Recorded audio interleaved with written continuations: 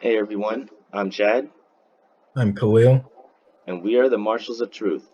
Alright, so we're going to start off our second episode on nuclear deterrence by kind of going back over what we just talked about in our first episode. So, in our first one of our multi part series, we talked about introducing the idea of deterrence itself, what the concept is, um, what it means for having nuclear weapons and the other having it too. And then going from there, we talked about the United States. We used the United States as an example of what nuclear deterrence actually looks like by looking at the nuclear triad. And then we discussed the idea of mutually assured destruction and the idea that both sides will be destroyed in a nuclear conflict given whenever exist. And so going from there, we talked about um, how that's the basis of deterrence and how the prospect of nuclear war is so dangerous that it has, stopped world leaders and stopped crises from escalating. And that's kind of where we're going to start it out here.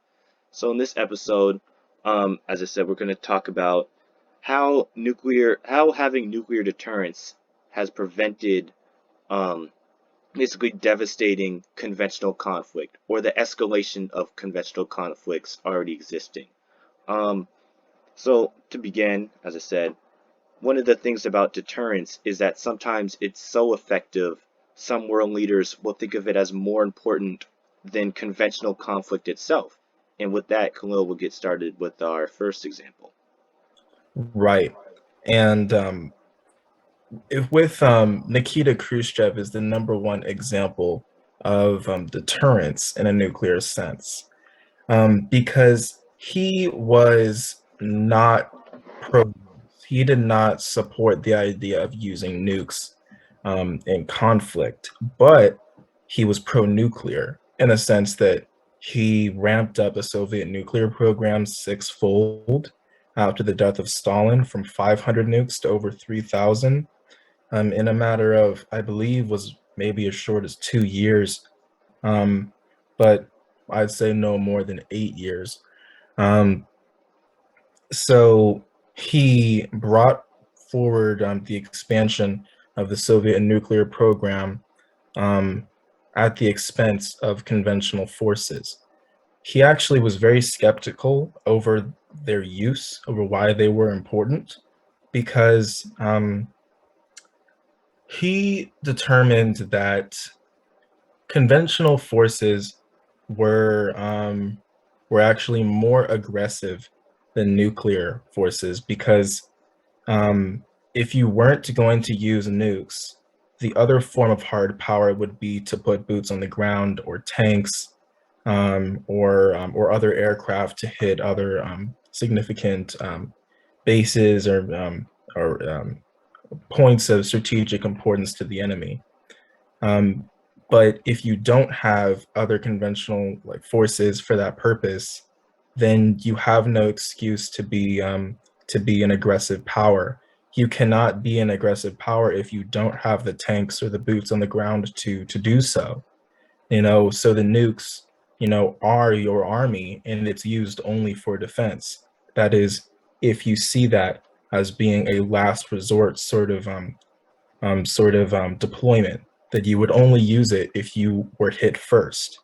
So it's actually a very interesting point of view. It's a point of view that the US, if you look at it today, does not take. But it's an interesting one. And to be honest, it's actually quite smart. Smart for someone that had a third grade education. And yes, you heard me right. He had a third grade education, but it's a very interesting idea Yeah, because other than having troops for internal security, you won't need an army to expand influence. Because if you really don't care about intervening in other countries, then you won't need it. You'll just have your nukes for defense. yeah. Think about it this way. The line of thought was that any conventional conflict is inevitably going to spiral into nukes being used, whether that starts out with the bombing of a base or or an airfield or just the use of one on the battlefield. It was thought that that would mean the other side would respond, and then the other side would respond, and just an overarching escalation that leads to a full-blown nuclear exchange and then Armageddon. So, if you think that a conventional war is just inevitably going to lead to that, then why even deal with all that? Just cut out the middleman. Why worry about a conventional war when you could just threaten the enemy with nuclear weapons at any sort of conflict, any sort of antagonism from them? Because at the end of the day, that's the real thing at threat. Um, in this case, the enemy being NATO. You know that they're going to be willing to risk tanks and people and airplanes and artillery. I mean, it's just equipment.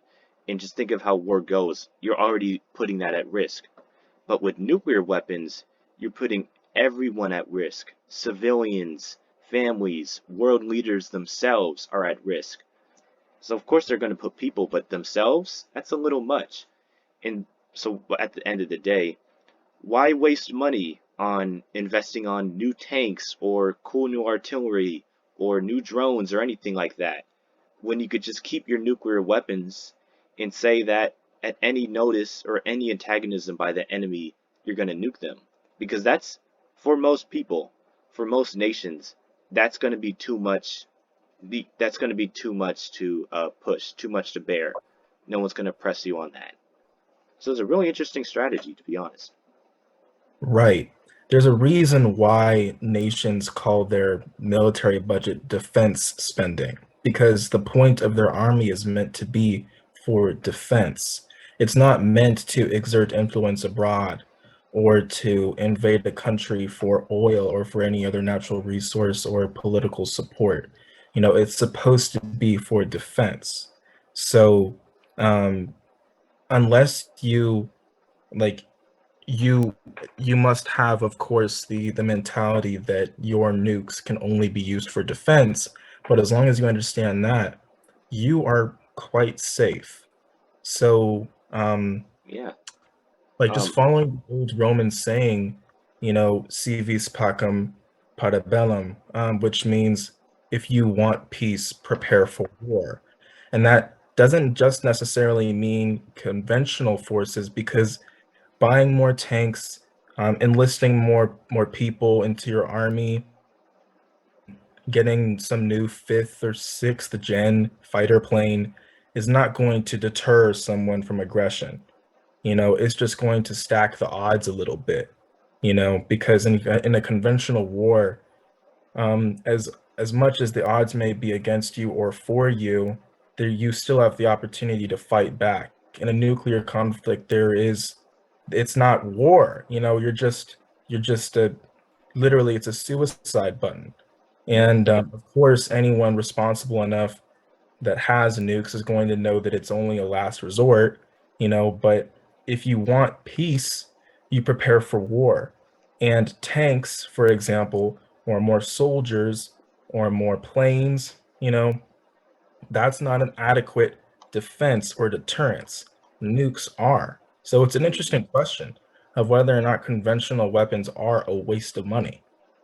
Yeah. And this is a great example on why smaller nations like North Korea, Iran, and India and Pakistan at the beginning, this shows why they initially invested in gained nuclear weapons. Because, I mean, with nuclear weapons, you don't have to worry about making an army the largest in the world, having millions of people on your side, having all these fancy tanks. You could have a couple, you could have 50 nuclear bombs, and that's going to be enough that stops the United States from invading your country. That's why North Korea has nuclear weapons. They do have a sizable conventional army, but they know that should they go against the United States, they're not going to win. It's just a fact. But if you have nuclear weapons, that's going to deter any sane United States president from attacking North Korea, because they know that if they attack North Korea, they will launch missiles that will hit the United States and kill millions of our people. While it not from North Korea, it won't wipe the United States off the map. They simply just don't have enough as of now. But it's enough to give enough consequence for the attacker, for the United States in this case, to make us take a pause, to make us wonder, are we willing to risk 500 people in, say, Los Angeles in order to go attack a small country over in North Korea and gain it for territory or something like that. Like, is that worth it? And so that's, I mean, when you put on military terms, nuclear weapons are about the biggest force multiplier you can have as a nation because it could put superpowers, global superpowers at bay from taking you over and deposing you as a leader. Yeah. So when it comes to like the way and how generals, they would engage with this new reality. Nuclear war plans were developed in case of a first strike on their country. Because sure, if every country decides and like comes to an agreement and says we will never strike first, then you will have world peace theoretically. Oh yeah, and just a little point to add in, that does exist. So China has a no first strike policy. They added that in when they first were developing nuclear weapons, that they wouldn't use them offensively. So it's only in a defensive nature. So that exists. No first strike policy. And it's also one that has been considered by the United States, obviously not implemented. And I honestly doubt it being implemented anytime soon, but it's one that's on the table. But yeah, go on. Yeah, I mean, when it comes to war plans, the first of which that we were able to find was a declassified U.S. 1956 nuclear war plan, um, in where targets were drawn up um, in the USSR that the U.S. would strike in the case of a nuclear war. And Chad, I bet you can talk about this a lot better than I could, so I'm going to let you. Oh, for sure. Yeah. So this target list, it's significant that we even have it, to be first of all. It was released in, I believe, 2005 with the Freedom of Information Act. And this would usually be really classified stuff, but given it was from 1956, it's not all, completely up to date. So, um, this nuclear war plan called for attacks on thousands and thousands of targets across the USSR, the Greater Eastern Bloc, and it also included countries like China and North Korea. And this was before they were greatly conceived as a threat, given it was Even 1956. Yugoslavia. But Yeah. yeah, they were all considered, given that they could be potential targets. So of course the U.S. would consider striking them. Um, so with this war plan that we have now, um, the priority targets, as we've explained in the previous video, and what's essential to first strike is taking out the enemy's warfighting capabilities. So the ways that they'd be able to strike you back, so their bombers, their air bases, that's the priority.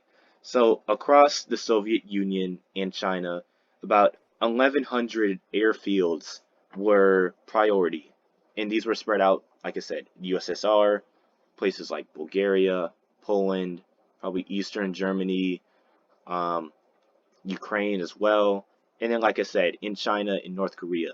So they look to take out, like I said, the most important military targets. And that's usually how it works. That's how a war works. You want to take out their ways to fight war. But on top of that, a list of about 1,200 cities across the Soviet bloc were targeted for systematic destruction. So these are cities that include factories, that include manufacturing places, storage, um, maybe even, oh, also command and control. So Moscow, of course, was one of, if not, it was the biggest target in this plan. The city of Moscow itself included 179 of these designated ground zeros. So these are individual targets in which nukes themselves would be launched at.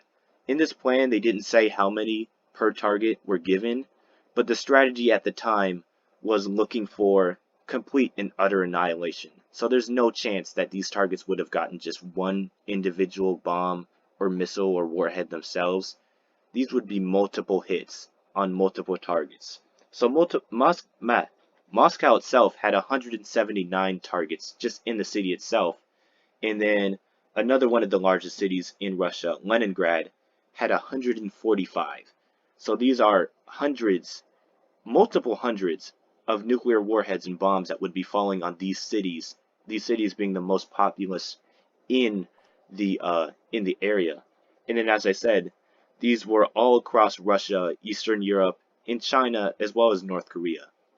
So, with cities being targeted, or at least the infrastructure within cities, if not the population cells themselves, the casualties are insane.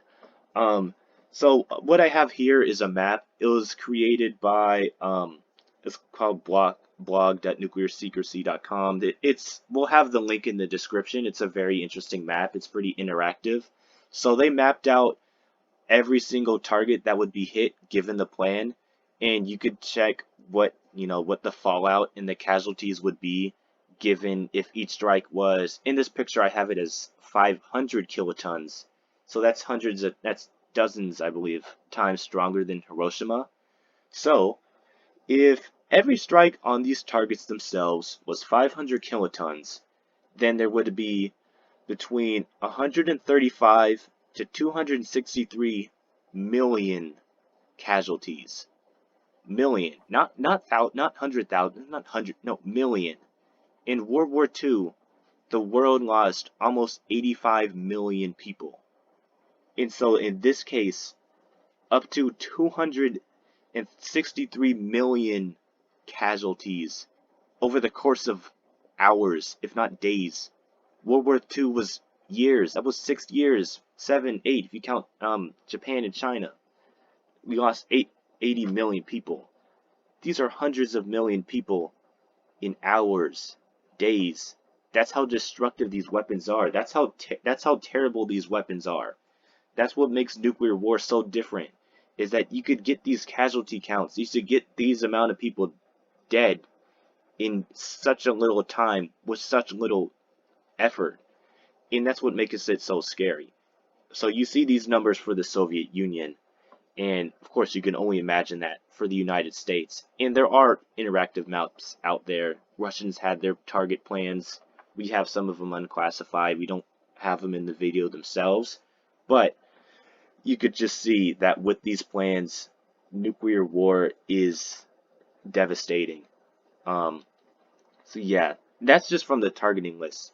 We could talk a little about the United States, just overall war plan. Golo, did you want to talk about that, or you want me to go over it? Well, I was just going to analyze a little bit this map, Yeah, and I don't want to bore you too much, but it's really interesting which targets were chosen um, for um, for this map here, because as much as it is interactive, you can't change the targets that were intended for this plan. Um, so the entirety of the Baltic states, along with the entire Russian core, would become a nuclear winter. And you have the I believe it is the Trans-Siberian Railway almost completely lined up with nukes. You have a lot of different population centers within China attacked. And this was in 1956. So I was actually kind of surprised the casualty count was so low because of the population, not only of the Russian core in Eastern Europe, but because of these Chinese targets as well. Because China is known for its high population. But then I realized that this was in the 50s. If this same nuclear war plan, and I don't think this is the US's current war plan, but if it were, to be the case today, these hits in China would probably inflict 2 to 3 times more casualties pretty easily because most of the population is on the coast. And as you see here, a lot of these targets are on the coast here, not only to hit military bases, but to hit people as yeah. well. I did want to interject. So this one did use, in fact, current population data. It never mentioned when exactly it took the population data, but it did mention that it did not take in full the fallout estimates. It only took it for, say, a day or two afterwards, and that would still, again, be a killer. Um, we already have multiple targets, I mean, hits per target, and that's I'm not sure exactly how that's represented in here, and I don't believe it was. I don't believe they took in 2 to 3 hits per target as a normal one would. But yeah, if you look at China, it hit in Beijing or something like that, millions in a single strike. It would be devastating. Um, so yeah, going off of that, another interesting resource that we have now on the United States nuclear war fighting is what we call the Single Integrated Operational Plan, or SIOP.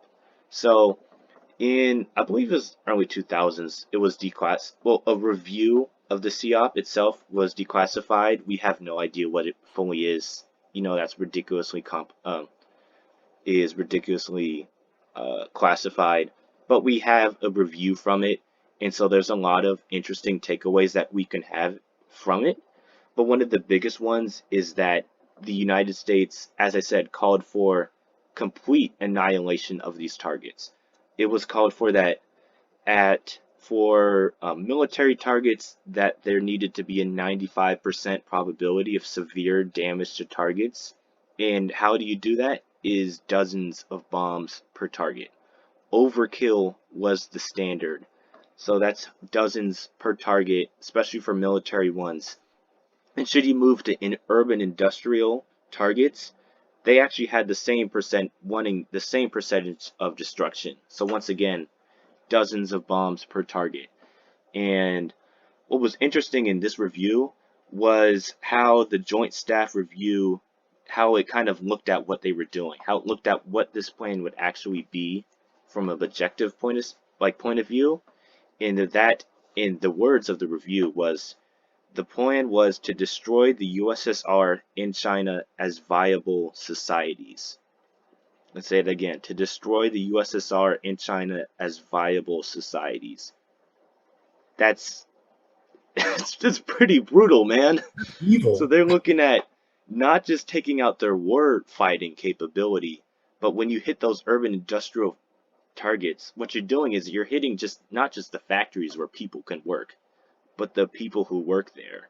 I mean, because you could rebuild a factory whatever you want, but if there's no one to work that factory, there's nothing you could really do for that. Right.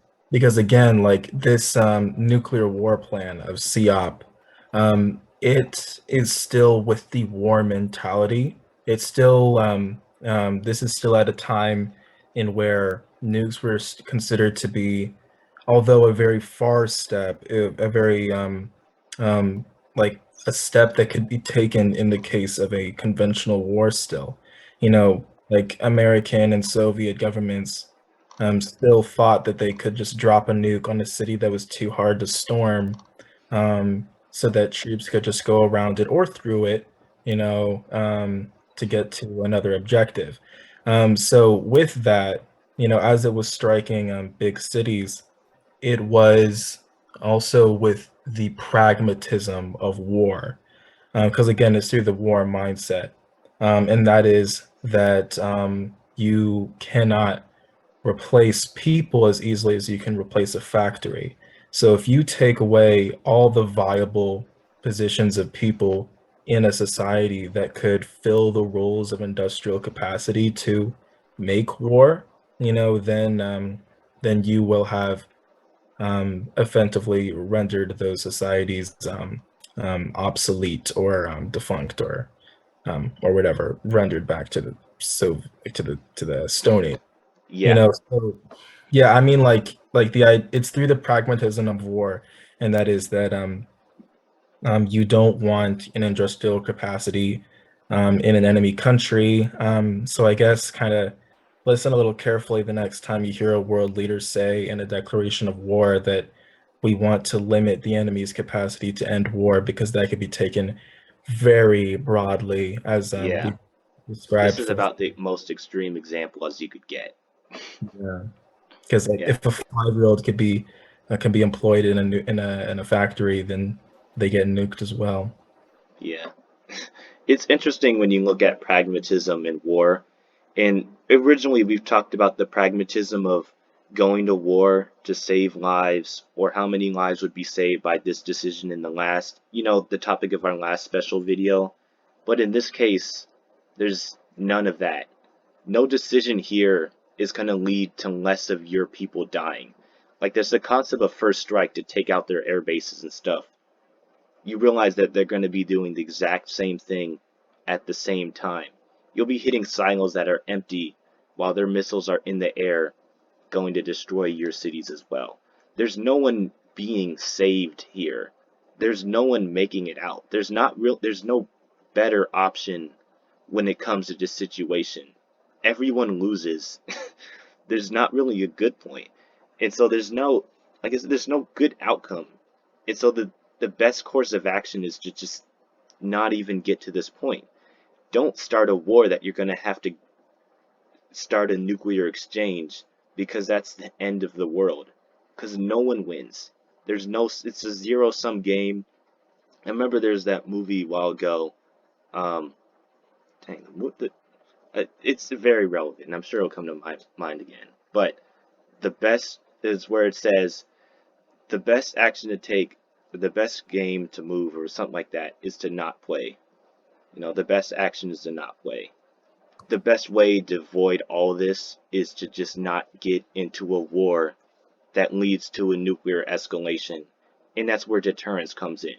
Because if this is the outcome of your conflict, if this is what you're going to get, is everyone dying, you're not saving any of your people, you're not saving any of their people, you're just killing each other and hoping you could kill the most people, there's no good in that. There's no good outcome. There's no right choice besides not even getting there. All right. So we got to be getting close to the 30 minutes, but I think I know which movie you're talking about. Is it called By Dawn's Early Light? No, it was a popular movie which went over the topic of nuclear war. Was it War Games? I believe it was War Game. Trust me, people in the comments, you'll probably think of this before we search it up. But yeah, Oh, it is. yes, Dang. War Game. I think it was in the 80s, and it was this exact same topic. Yeah, Um, we would show the trailer, but copyright. All yeah, right. So, don't want to get DMCA'd. yeah, I mean, But we could like, throw some information in the description, but we just don't feel like it. So, are we getting close to the 30-minute mark, or would yeah, you? we got 3 minutes. We'll start wrapping it up. All right. Is there any additional point we want to bring up before we end? So another point that we had originally planned was talking about the Soviets' plan for nuclear war. This would come in the form of what they call the 7 days to the Rhine, in which, in a conventional conflict with NATO, which would happen say in the 70s or the 80s, the Russians would hope that they could make a week-long sprint to this river in Germany and hope they could defeat NATO and the Europeans before, say, the Americans would arrive. But in the case that that doesn't work, it would just involve, again, the use of nuclear weapons to, say, either break the front line or to just disable the other powers. So once again, no one wins. There's no good outcome, because that just leads, again, to an never-ending escalation in which the world ends. So, The interesting thing about this war plan, though, and don't worry, we'll end in the next minute or so. We'll be talking about it at length in the next episode, but um, the interesting thing about this one is that it didn't immediately plan for a nuclear conflict, because it actually planned on, I believe, a NATO first response, a right? first strike. They thought Yeah, they would be nuked first in about 25 sites in, say, Poland or other command centers. So they thought NATO was going to hit them first. right. And so they would justify their reaction not with nukes, but with a conventional frontline attack, so that they could somehow salvage some expansion of territory. Or some Um, moral high ground, whatever's right. left of it. If they could survive that first strike without too much casualties um, um, to make any offensive operation useless. Yeah. So that was about, well, I guess, as I said, we'll talk about it more in length in our next episode, but we're coming just about to the end of the 30 minutes. So thank you for all for listening to this. We'll keep it going. This is one I definitely find really interesting, and I hope you do too, because it's very relevant to the world we have today. And while some aspects of our current situation, such as climate change and other conflicts, seem like they are greater existential threats, nuclear war is still there, and it hasn't ended, although the Soviet Union has fallen. So it's always one to keep in mind. The nuclear war is the most immediate form of extinction. Because it could Um, happen anytime. Climate change it can be stopped. It takes a longer amount of time, and it doesn't mean that we should put our eyes away from it. We should actually focus very carefully on it, because if we don't stop it, then it will come. At least with nukes, we can hope that we're responsible enough to stop it. But with nukes, if we can't stop it, we're done. It Yep. doesn't matter how much CO2 is in the air. There'll be a lot more of it when this That's an is understatement. So so. yeah. All right. So that's about the end of this episode. Thank you Yeah, for watching. it'll be another 3 days before part 3 and 4 come out. But yeah, exactly. Thank you for watching. I'm blessed the YouTube algorithm. Share the channel to people that you think might be interested, or even those that you think that won't. Yeah, we'll see you next time. Yep. Have a good one.